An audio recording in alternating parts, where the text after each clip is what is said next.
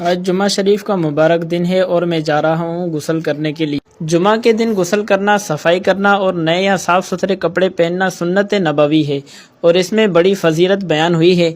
فرمان مصطفیٰ صلی اللہ تعالی علیہ وسلم، جب جمعہ کا دن ہو تو ہر بالغ پر جمعہ کا غسل کرنا لازم ہے۔ جو شخص جمعہ کے دن غسل کرے، خوب صفائی ستھرائی کرے، خوشبو لگائے، پھر جمعہ کے لیے جائے اور خاموشی سے خطبہ سنے، اس کے لیے اس جمعے اور اگلے جمعے کے درمیان کے گناہ معاف کر دیے جاتے ہیں۔ اور میں نے امامہ شریف بھی باندھ لیا، اور امامہ شریف کی فضیلت یہ ہے کہ حضور صلی اللہ تعالی علیہ وسلم نے ارشاد فرمایا کہ جمعہ کے دن امامہ باندھنے والوں پر فرشتے درود بھیجتے ہیں۔ اور پھر میں نے اللہ کا شکر ادا کیا اور اللہ سے دعا مانگی کہ اللہ اس جمعہ شریف کے صدقے ہم سب مسلمانوں کی بخشش اور مغفرت فرما۔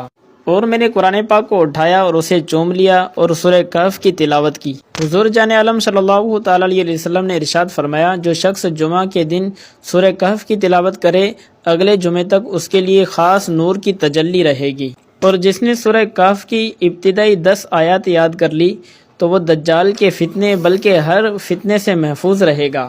سورہ کہف کی تلاوت کرنے کے بعد جمعہ کا وقت قریب آ رہا تھا تو میں مسجد کی طرف روانہ ہو گیا، اور میں نے مسجد شریف میں داخل ہونے سے پہلے دعا پڑھ لی، اللہم افتح لی ابواب رحمتک، یا اللہ میرے لیے اپنی رحمت کے دروازے کھول دے۔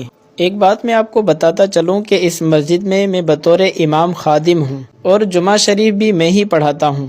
ہماری مسجد کے نمازی وقت کے بہت پابند ہے۔ جب دوسری اذان ہوتی ہے خطبے والی تو اس ٹائم مسجد میں آتے ہیں۔